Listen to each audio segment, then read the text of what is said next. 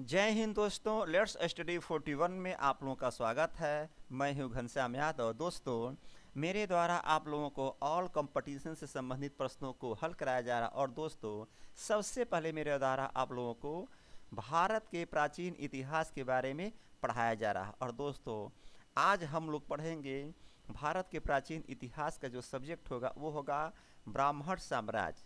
आज हम लोग पढ़ेंगे ब्राह्मण साम्राज्य के बारे में। और दोस्तों, मैं आपको बताऊं, इसके पहले हम लोग जो मगध साम्राज्य पढ़ रहे हैं उसमें हर्यक वंश, शिशुनाग वंश, नंद वंश और मौर्य वंश को पढ़ चुके हैं। और आज ब्राह्मण साम्राज्य के बारे में पढ़ेंगे, जिसमें शुंग वंश के बारे में आज हम लोग पढ़ेंगे। लेकिन आज के चैप्टर को पढ़ने से पहले सबसे पहले आइए दोस्तों, हम लोग कल जो चैप्टर पढ़े थे उसका रिवीजन करते हैं। उसके बाद आज के चैप्टर को पढ़ना प्रारंभ करने हैं। तो दोस्तों, आइए सबसे पहले कल के चैप्टर को रिवीजन करते हैं। तो दोस्तों, हम लोग जो कल का चैप्टर पढ़े थे उसका नाम था स्तूप की संरचना, यानी हम लोग पढ़े थे स्तूप की संरचना के बारे में। और कल के चैप्टर में सबसे पहले प्रश्न बना था, स्तूप के गेट को क्या कहते हैं। स्तूप के गेट को क्या कहते हैं, इसका उत्तर बना था स्तूप के गेट को तोरण कहते हैं। क्या कहते हैं? तोरण कहते हैं। फिर अगला प्रश्न बना था, स्तूप के बाहरी बाउंड्री को क्या कहते हैं। इसका उत्तर बना था स्तूप के बाहरी बाउंड्री को वेदिका कहते हैं। स्तूप के बाहरी बाउंड्री को वेदिका कहते हैं। फिर अगला प्रश्न बना था, स्तूप में गैलरी को क्या कहते हैं। तो दोस्तों, हमने आपको बताया था स्तूप में गैलरी को प्रदक्षिणा पथ कहते हैं। क्या कहते हैं? प्रदक्षिणा पथ। और जिसमें परिक्रमा किया जाता है, यानी जो प्रदक्षिणा पथ है दोस्तों, इसी में परिक्रमा किया जाता है। जो गैलरी है इसमें परिक्रमा किया जाता है। फिर अगला प्रश्न बना, स्तूप के अंदर के बाउंड्री को क्या कहते हैं। तो दोस्तों, स्तूप के अंदर के बाउंड्री को मेधी कहते हैं। क्या कहते हैं? मेधी कहते हैं।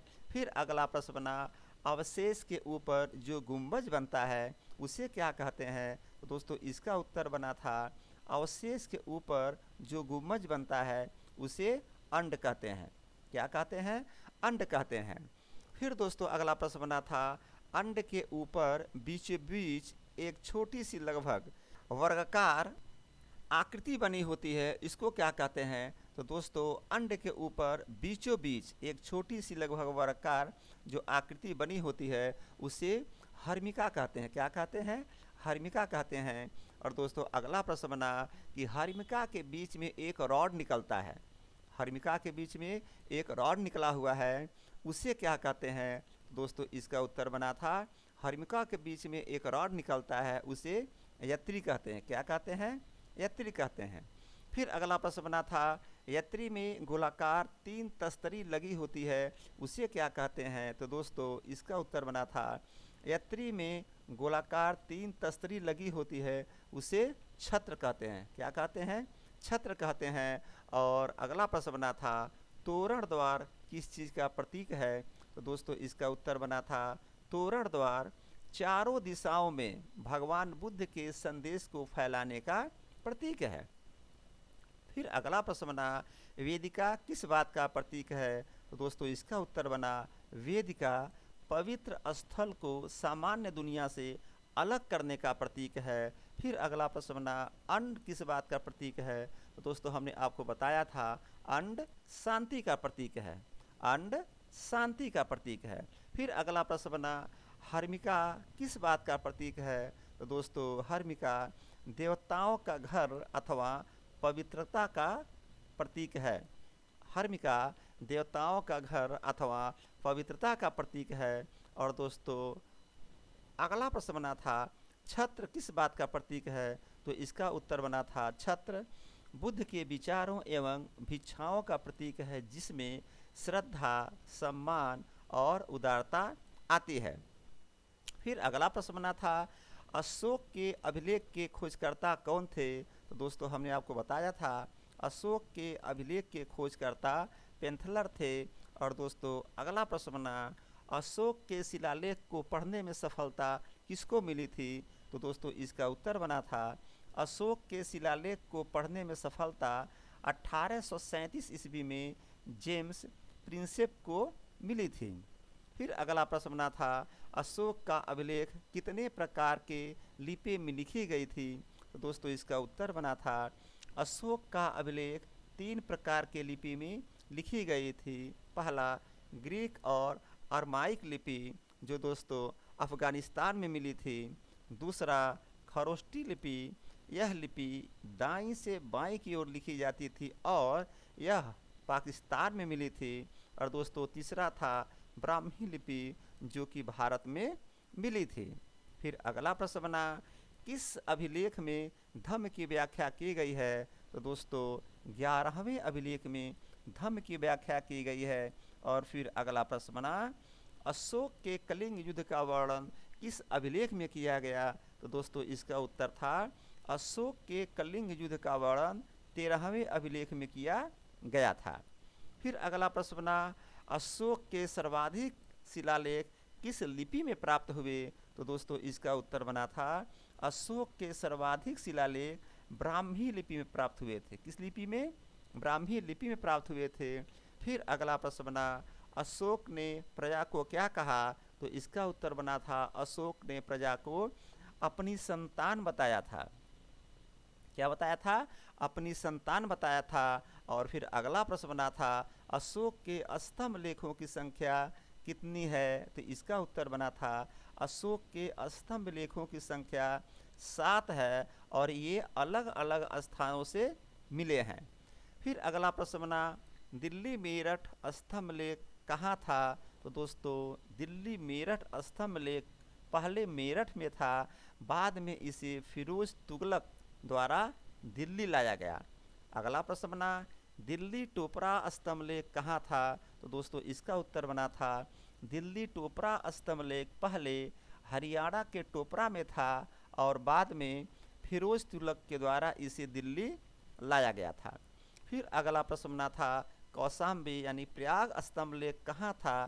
तो दोस्तों कौशाम्बी स्तंभ लेख उत्तर प्रदेश में था। और दोस्तों कौशाम्बी या प्रयाग स्तंभ लेख को रानी का अभिलेख क्यों कहा जाता है, ये प्रश्न बना। तो दोस्तों इसका उत्तर बना था, कौशाम्बी या प्रयाग स्तंभ लेख में अशोक की रानी कारूबाकी, ध्यान दीजिएगा, कौशाम्बी या प्रयाग स्तंभ लेख में अशोक की सबसे प्रिय रानी कारूबाकी एवं उनके पुत्र तीवर का उल्लेख मिलता है, इसलिए इन्हें रानी का अभिलेख कहा जाता है। तो दोस्तों कल हमने जो आप लोगों को चैप्टर पढ़ाया था उसका हम लोग रिवीजन कर लिए। अब आइए आज के चैप्टर को पढ़ना प्रारंभ करते हैं। तो दोस्तों मैंने प्रारंभ में ही बताया था कि हम लोग मगध के बारे में पढ़ रहे हैं, मगध के साम्राज्य के बारे में पढ़ रहे हैं, और जिसमें हर्यक वंश, शिशुनाग वंश, नंद वंश और मौर्य वंश के बारे में हम लोगों ने जानकारी ले ली, यानी कि पढ़ लिया। और हम लोग को पढ़ना है अब शिशुनाग वंश यानी ब्राह्मण साम्राज्य के बारे में, जो कि 5वां हम लोग का ये वंश पढ़ने को मिलेगा। तो अब हम लोग पढ़ेंगे ब्राह्मण साम्राज्य के बारे में। थोड़ा सा इसके बारे में हमको जानकारी दे दें। दोस्तों जब मौर्य वंश का अंत हो गया उसके बाद दोस्तों उत्तर पश्चिम में विदेशी आक्रमण होते हैं, और विदेशी आक्रमण इंडो ग्रीक शासक के द्वारा किया जाता है। शक शासक होते हैं, पहलव शासक होते हैं और कुषाण शासक होते हैं, जो सिंध के एरिया में, पंजाब के एरिया में और पाकिस्तान के एरिया में आक्रमण करते हैं। यानी जब मौर्य वंश का अंत होता है उस समय दोस्तों विदेशी आक्रमण होता है भारत पर, जिसमें उत्तर पश्चिम से आक्रमण होता है, जिसमें इंडो ग्रीक शासक, शक शासक, पहलव शासक, कुषाण शासक के द्वारा आक्रमण किया जाता है। और किस एरिया में? सिंध के एरिया में किया जाता है, पंजाब और पाकिस्तान के एरिया से किया जा रहा था।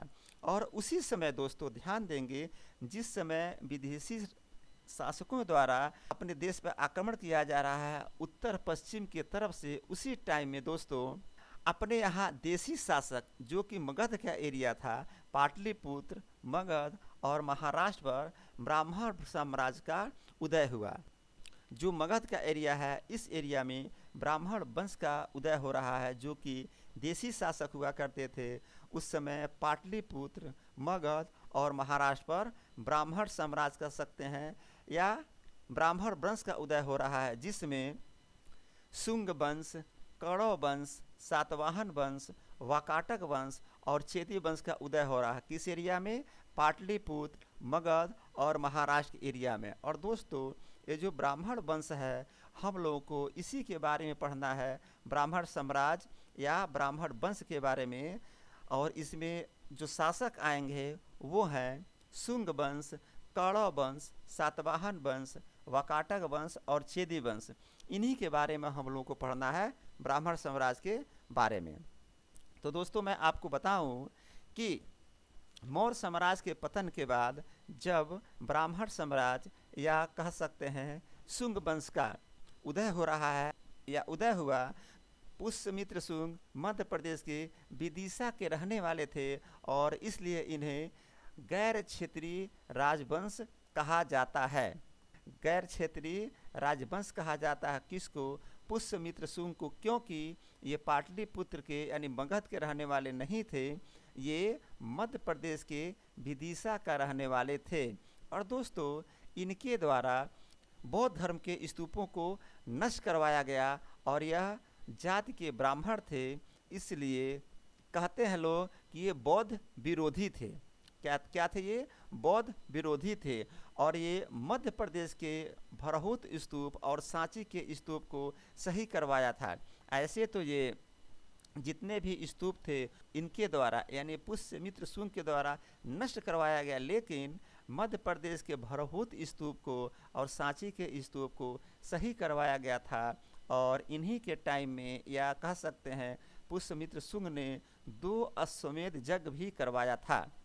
2 अश्वमेध यज्ञ भी करवाया था। और दोस्तों, मौर्य वंश के अंतिम शासक बृहदत्त की हत्या करके शुंग वंश की स्थापना किया गया था। और किसने किया था? पुष्यमित्र शुंग के द्वारा किया गया था। यानी कि पुष्यमित्र शुंग के द्वारा मौर्य वंश के अंतिम शासक बृहदत्त की हत्या करके शुंग वंश की स्थापना किया गया था। तो थोड़ा सा दोस्तों हमने आपको परिचय दिया शुंग वंश के बारे में और पुष्यमित्र शुंग के बारे में। और अब आइए आज के चैप्टर को हम लोग यहीं से पढ़ना प्रारंभ करते हैं, ब्राह्मण साम्राज्य भाग 1। और दोस्तों, ब्राह्मण साम्राज्य भाग 1 में सबसे पहले प्रश्न आ रहा है कि मगध पर, ध्यान दीजिएगा, मगध पर पहली बार शासन करने वाला ब्राह्मण राजवंश कौन था? तो उत्तर होगा मगध पर पहली बार शासन करने वाला ब्राह्मण राजवंश शुंग वंश था। मगध पर पहली बार शासन करने वाला ब्राह्मण राजवंश कौन था? तो दोस्तों उत्तर देंगे मगध पर पहली बार शासन करने वाला ब्राह्मण राजवंश शुंग वंश था। इसके बाद दोस्तों अगला प्रश्न बनता है, बौद्ध ग्रंथ में पुष्यमित्र शुंग को क्या कहा गया? तो दोस्तों बौद्ध ग्रंथ में पुष्यमित्र शुंग को बौद्ध द्रोही कहा गया। और क्यों कहा गया? क्योंकि इसने अपने शासन काल में बहुत से बौद्ध स्तूपों को नष्ट करवाया था। अभी मैंने पहले ही बताया स्टार्टिंग के समय में कि पुष्यमित्र शुंग के द्वारा दोस्तों इनके अपने शासन काल में बहुत से सारे बौद्ध स्तूपों को नष्ट करवा दिया गया था। इसलिए बौद्ध ग्रंथ में पुष्यमित्र शुंग को बौद्ध द्रोही कहा गया। तो प्रश्न बनेगा, बौद्ध ग्रंथ में पुष्यमित्र शुंग को क्या कहा गया? तो आप उत्तर देंगे बौद्ध ग्रंथ में पुष्यमित्र शुंग को बौद्ध द्रोही कहा गया, क्योंकि इसके द्वारा अपने शासन काल में बहुत से बौद्ध स्तूपों को नष्ट करवाया गया था। तो दोस्तों 2 प्रश्न बना, मगध पर पहली बार शासन करने वाला ब्राह्मण राजवंश कौन? तो आप उत्तर देंगे मगध पर पहली बार शासन करने वाला ब्राह्मण राजवंश शुंग वंश था। और बौद्ध ग्रंथ में पुष्यमित्र शुंग को बौद्ध द्रोही कहा गया, क्योंकि इनके द्वारा अपने शासन काल में बहुत से बौद्ध स्तूपों को नष्ट करवाया गया था। फिर अगला प्रश्न बना, मध्य प्रदेश के भरहुत स्तूप का पुनः निर्माण किसने करवाया था?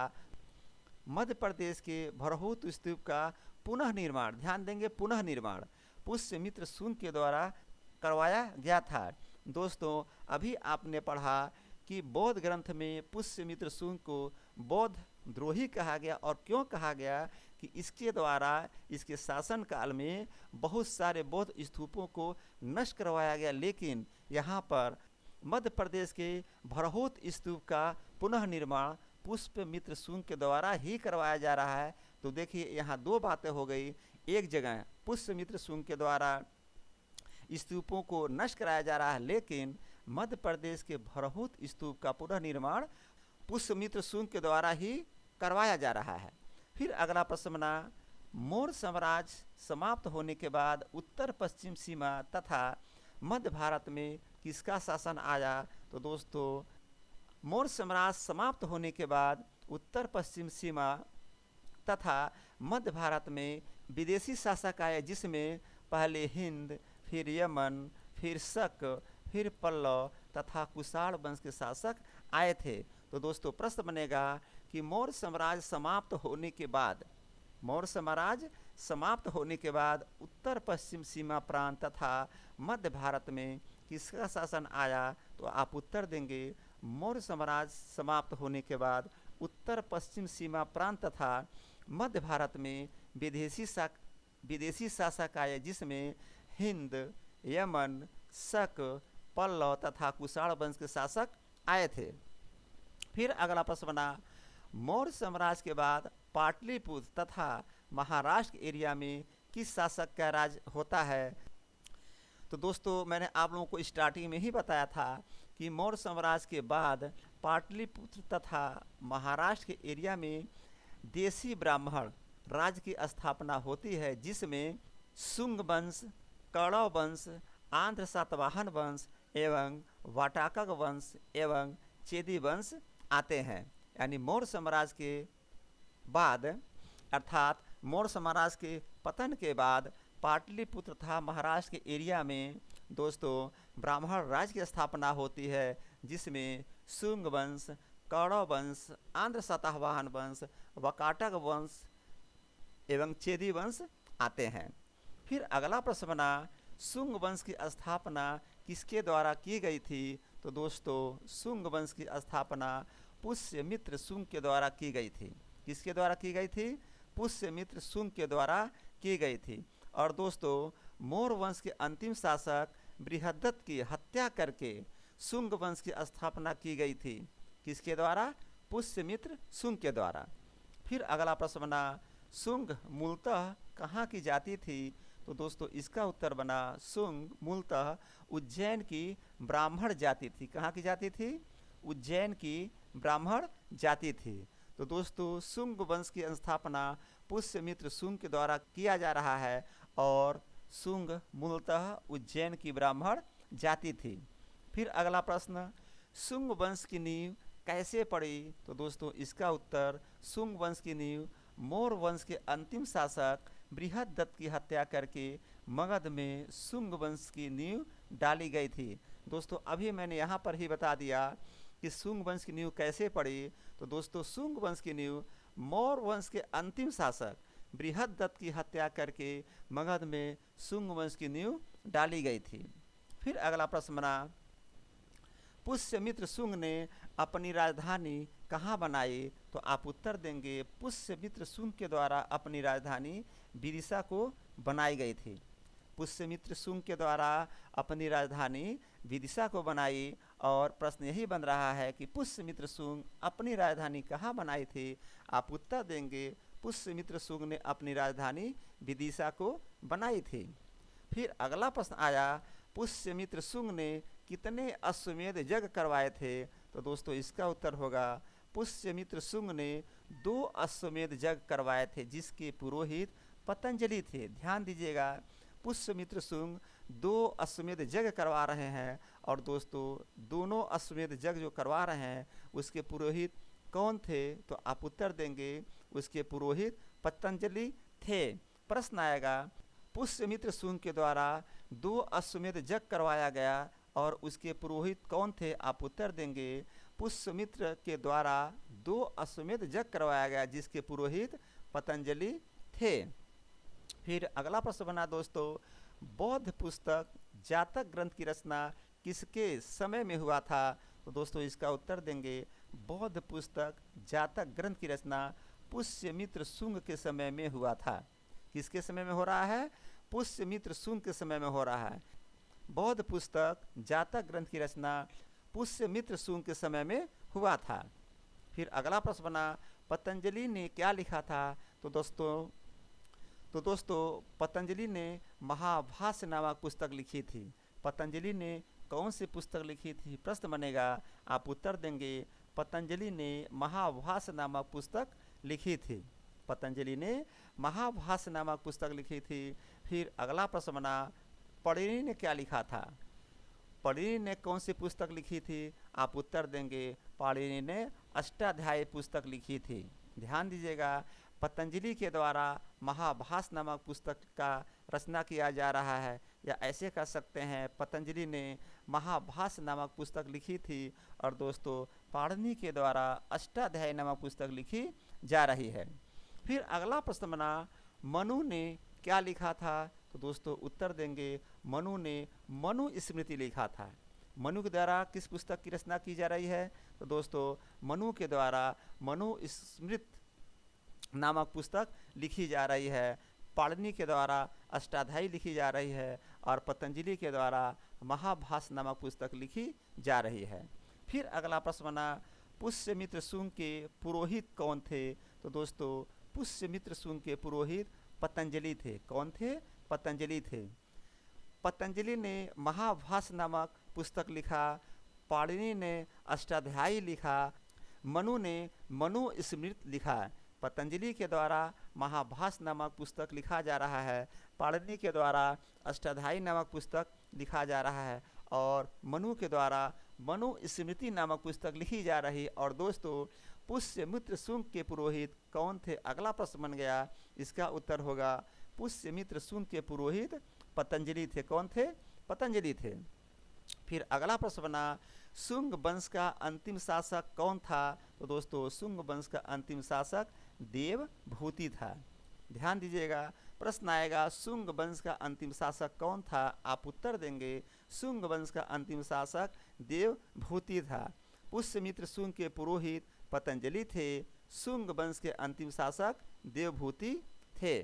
फिर अगला प्रश्न बना, पुष्यमित्र शुंग की राजधानी कहाँ थी? तो दोस्तों पुष्यमित्र शुंग की राजधानी विदिशा थी, जो कि मैंने पहले ही आपको पढ़ा दिया।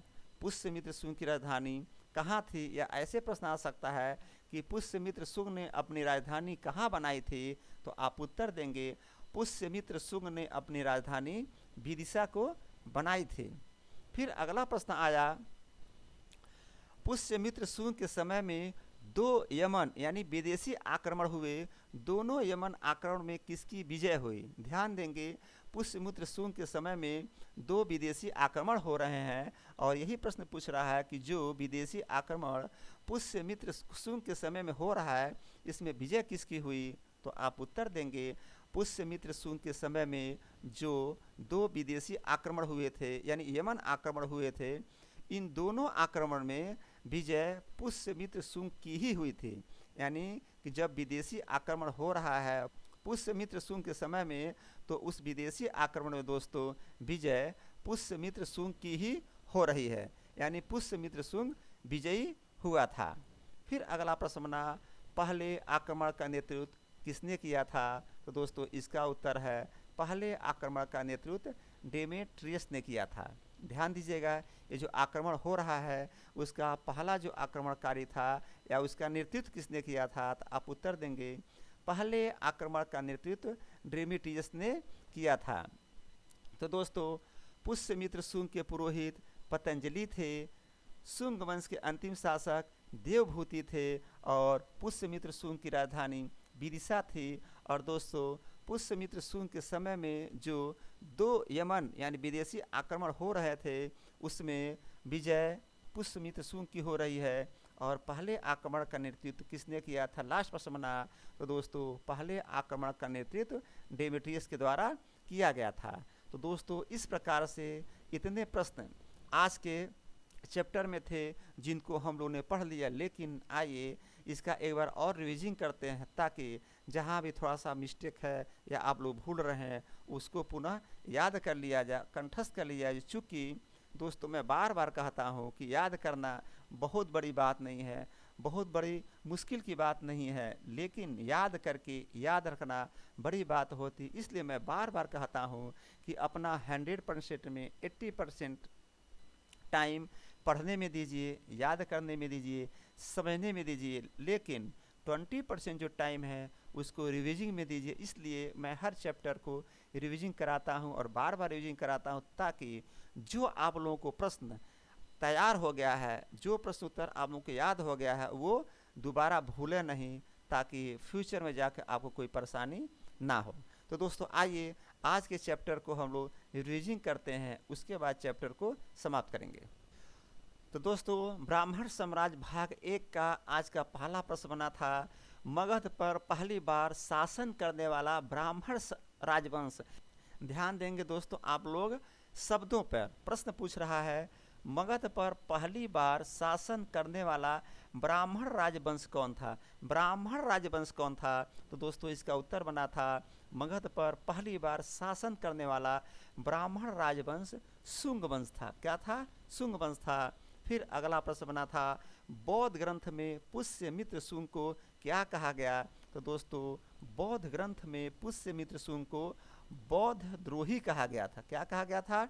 बौद्ध द्रोही कहा गया था, क्योंकि इसके द्वारा अपने शासन काल में बहुत से बौद्ध स्तूपों को नष्ट करवा दिया गया था, यानी कि तोड़वा दिया गया था। इसलिए बौद्ध ग्रंथ में पुष्यमित्र शुंग को बौद्ध द्रोही कहा गया। फिर अगला प्रश्न बना मध्य प्रदेश के भरहूत स्तूप का पुनः निर्माण किसने करवाया था। तो दोस्तों इसका उत्तर बना था मध्य प्रदेश के भरहूत स्तूप का पुनः निर्माण पुष्यमित्र शुंग के द्वारा करवाया गया था। ध्यान दीजिएगा, ऊपर हमने बताया कि बौद्ध ग्रंथ में पुष्यमित्र शुंग को बौद्ध द्रोही इसलिए कहा गया क्योंकि इसके द्वारा अपने शासन काल में बहुत सारे बौद्ध स्तूपों को नष्ट करवा दिया गया था। लेकिन अगले ही प्रश्न में उत्तर ये बन रहा है कि मध्य प्रदेश के भरहूत स्तूप का पुनः निर्माण पुष्यमित्र शुंग के द्वारा करवाया गया था, यानी कि एक जगह सारे स्तूपों को नष्ट करा रहा है कौन? पुष्यमित्र शुंग। और यहाँ पर मध्य प्रदेश के भरहूत स्तूप का पुनः निर्माण करवा रहा है कौन? पुष्यमित्र शुंग। फिर अगला प्रश्न बना मौर्य साम्राज्य समाप्त होने के बाद उत्तर पश्चिम सीमा प्रांत तथा मध्य भारत में किसका शासन आया था। तो दोस्तों इसका उत्तर बना उत्तर पश्चिम सीमा प्रांत तथा मध्य भारत में विदेशी शासक आए। कहाँ पर आए? उत्तर पश्चिम सीमा प्रांत तथा मध्य भारत में विदेशी शासक आए, जिसमें हिंद, यमन, शक, पल्लव तथा कुषाण वंश के शासक आए थे। फिर अगला प्रश्न बना मौर्य साम्राज्य के बाद पाटलिपुत्र तथा महाराष्ट्र के एरिया में किसका राज हुआ था। यानी मौर्य साम्राज्य के बाद पाटलिपुत्र तथा महाराष्ट्र के एरिया में किस शासक का राज होता है। तो दोस्तों इसका उत्तर बना था मौर्य साम्राज्य के बाद पाटलिपुत्र तथा महाराष्ट्र के एरिया में देसी ब्राह्मण, ध्यान देंगे अपने देश का ब्राह्मण, देसी मतलब अपने देश के ब्राह्मण, यानी देसी ब्राह्मण राज्य की स्थापना होती है, जिसमें शुंग वंश, कौरव वंश, सातवाहन वंश, वाकाटक वंश आता है। फिर अगला प्रश्न बना शुंग वंश की स्थापना किसके द्वारा की गई। तो दोस्तों शुंग वंश की स्थापना पुष्यमित्र शुंग के द्वारा की गई थी। और फिर अगला प्रश्न बना शुंग मूलतः कहाँ की जाती थी। तो दोस्तों इसका उत्तर बना था शुंग मूलतः उज्जैन की ब्राह्मण जाति थी। फिर अगला प्रश्न बना था शुंग वंश की नींव कैसे पड़ी। तो हमने आपको बताया था शुंग वंश की नींव मौर्य वंश के अंतिम शासक बृहद्रथ की हत्या करके मगध में शुंग वंश की नींव डाली गई थी। फिर अगला प्रश्न बना था पुष्यमित्र शुंग ने अपनी राजधानी कहाँ बनाई थी। तो दोस्तों इसका उत्तर बना था पुष्यमित्र शुंग ने अपनी राजधानी विदिशा को बनाई थी। कहाँ को बनाई थी? विदिशा को बनाई थी। और फिर अगला प्रश्न बना था पुष्यमित्र शुंग ने कितने अश्वमेध यज्ञ करवाए थे। तो दोस्तों इसका उत्तर बना था पुष्यमित्र शुंग ने 2 अश्वमेध यज्ञ करवाए थे, जिसके पुरोहित पतंजलि थे। यानी कि पुष्यमित्र शुंग 2 अश्वमेध यज्ञ करवा रहे हैं और इसके पुरोहित पतंजलि थे। फिर अगला प्रश्न बना, बौद्ध पुस्तक जातक ग्रंथ की रचना किसके समय में हुआ था? तो दोस्तों इसका उत्तर बना था बौद्ध पुस्तक जातक ग्रंथ की रचना पुष्यमित्र शुंग के समय में हुआ था। फिर अगला प्रश्न बना, पतंजलि ने क्या लिखा था? यानी पतंजलि ने कौन सी पुस्तक लिखी थी? तो दोस्तों पतंजलि के द्वारा महाभाष्य नामक पुस्तक लिखी गई थी। फिर अगला प्रश्न बना, पाणिनि ने कौन सी पुस्तक लिखी थी? तो दोस्तों पाणिनि ने अष्टाध्याय लिखी थी। कौन सी पुस्तक लिखी थी? अष्टाध्याय लिखी थी। फिर अगला प्रश्न बना, मनु ने क्या लिखा था? तो दोस्तों मनु ने मनु स्मृति नामक पुस्तक लिखी थी। मनु ने मनु स्मृति नामक पुस्तक लिखी थी। फिर अगला प्रश्न बना, पुष्यमित्र शुंग के पुरोहित कौन थे? तो इसका उत्तर बना था पुष्यमित्र शुंग के पुरोहित पतंजलि थे। कौन थे? पतंजलि थे। और शुंग वंश का अंतिम शासक कौन था? तो दोस्तों इसका उत्तर बना था शुंग वंश का अंतिम शासक देवभूति था। और अगला प्रश्न बना था पुष्यमित्र शुंग की राजधानी कहाँ थी? तो दोस्तों पुष्यमित्र शुंग की राजधानी विदिशा थी। कहाँ थी? विदिशा थे।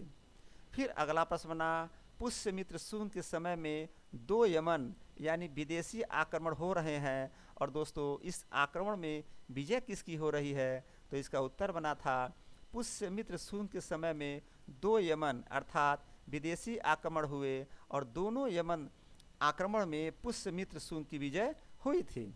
फिर अगला प्रश्न बना था पहले आक्रमण का नेतृत्व किसने किया था? तो दोस्तों इसका उत्तर बना था पहले आक्रमण का नेतृत्व डेमेट्रियस के द्वारा किया गया था। और इसके बाद अगला प्रश्न आएगा दूसरे आक्रमण का नेतृत्व। तो दोस्तों अगले चैप्टर में पढ़ाएंगे। चूँकि यहाँ पर ये लास्ट प्रश्न था तो यहीं पर आज का चैप्टर समाप्त होता है। तो दोस्तों आज हमने आप लोगों को बताया कि मगध पर पहली बार शासन करने वाला ब्राह्मण राजवंश शुंग वंश था। बौद्ध ग्रंथ में पुष्यमित्र शुंग को बौद्ध द्रोही कहा गया क्योंकि इसके द्वारा अपने शासन काल में बहुत से बौद्ध स्तूपों को नष्ट करवाया गया था। और दोस्तों मध्य प्रदेश के भरहोत स्तूप का पुनः निर्माण पुष्यमित्र शुंग के द्वारा करवाया गया था। और आगे हमने बताया उत्तर पश्चिम सीमा प्रांत तथा मध्य भारत में विदेशी शासक आए जिसमें हिंद, यमन, शक, पल्लव तथा कुषाण वंश के शासक आए थे। और दोस्तों फिर हमने आपको बताया कि मौर्य साम्राज्य के बाद पाटलिपुत्र तथा महाराष्ट्र के एरिया में देशी ब्राह्मणों के द्वारा राज्य की स्थापना की जा रही है जिसमें शुंग वंश, कौरव वंश, आंध्र सातवाहन वंश, वाकाटक वंश एवं चेदी वंश आते हैं। और दोस्तों शुंग वंश की स्थापना पुष्यमित्र शुंग के द्वारा की जा रही है। और शुंग मूलतः उज्जैन की ब्राह्मण जाति हुआ करती थी। और दोस्तों शुंग वंश की नींव मौर्य वंश के अंतिम शासक बृहद्रथ की हत्या करके मगध में शुंग वंश की नींव डाली गई और पुष्यमित्र शुंग ने अपनी राजधानी विदिशा को बनाई थी।